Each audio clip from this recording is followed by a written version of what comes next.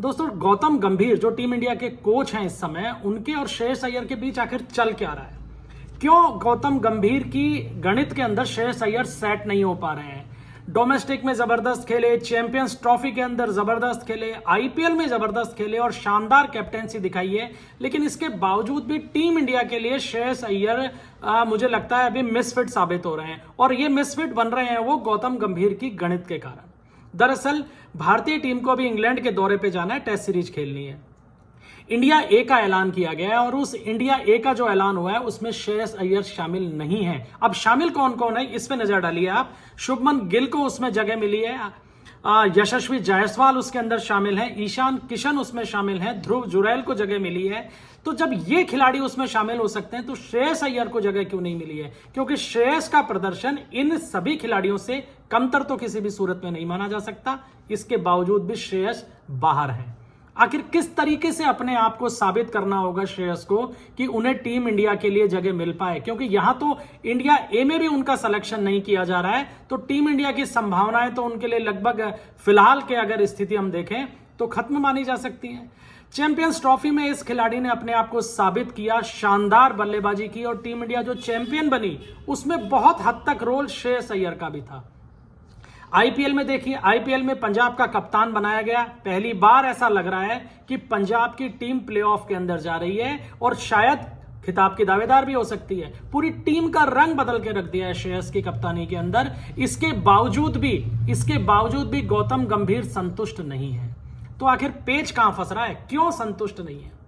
अगर कुछ समय की पीछे की स्थिति हम देखें तो जिस समय गौतम गंभीर कोच हुआ करते थे केकेआर के, उस समय भी श्रेयस अय्यर और उनके बीच में अनबन की खबरें सामने आती रही हैं। लेकिन कम से कम प्रदर्शन को तो देखा जाना चाहिए, लेकिन नहीं देखा जा रहा है। गौतम गंभीर की गणित के अंदर इस समय श्रेयस अय्यर फिट नहीं हो रहे हैं। और गंभीर की गणित क्या है ये तो गंभीर ही जाने, लेकिन उनके एक साल के कार्यकाल में पहले अश्विन ने संन्यास लिया, उसके बाद रोहित शर्मा ने संन्यास लिया टेस्ट से, और अब विराट कोहली संन्यास ले चुके हैं। यानी तीनों ऐसे दिग्गज खिलाड़ी टीम इंडिया के जो कि गौतम गंभीर को कहीं ना कहीं चैलेंज कर सकते थे या अपनी राय उनके सामने रख सकते थे, अब वो टेस्ट टीम का हिस्सा नहीं है। और अब दुर्गति हो रही है श्रेयस अय्यर की।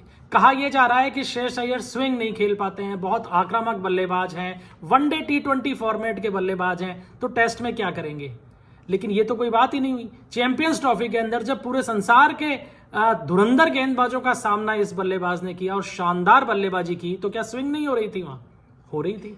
लेकिन क्या श्रेयस अय्यर के बल्ले से रन नहीं निकल रहे थे? उसके बावजूद भी अब श्रेयस अय्यर के लिए टीम इंडिया में जगह नहीं बच रही है। ईशान किशन को डोमेस्टिक में उनके परफॉर्मेंस के आधार पर जगह मिल गई है टीम इंडिया में, लेकिन अगर श्रेयस अय्यर की बात करें तो रणजी में खेले, उसके बाद विजय हजारे ट्रॉफी के अंदर शानदार बल्लेबाजी की, फिर सैयद मुश्ताक में जबरदस्त बल्लेबाजी की, चैंपियंस ट्रॉफी में करके आ रहे हैं, आईपीएल में कर रहे हैं, लेकिन इसके बावजूद भी टीम इंडिया के लायक भी उन्हें नहीं समझा गया है। और यही कारण है कि अब उनके फैंस गुस्से में हैं दोस्तों, और बीसीसीआई और गौतम गंभीर पे भयंकर तरीके से भड़के हुए हैं। दोस्तों अगर परफॉर्मेंस की बात करें तो 2024-25 के सत्र में रणजी ट्रॉफी में श्रेयस ने 5 मुकाबलों में 480 रन बनाए, 70 का एवरेज और 2 शतक मारे।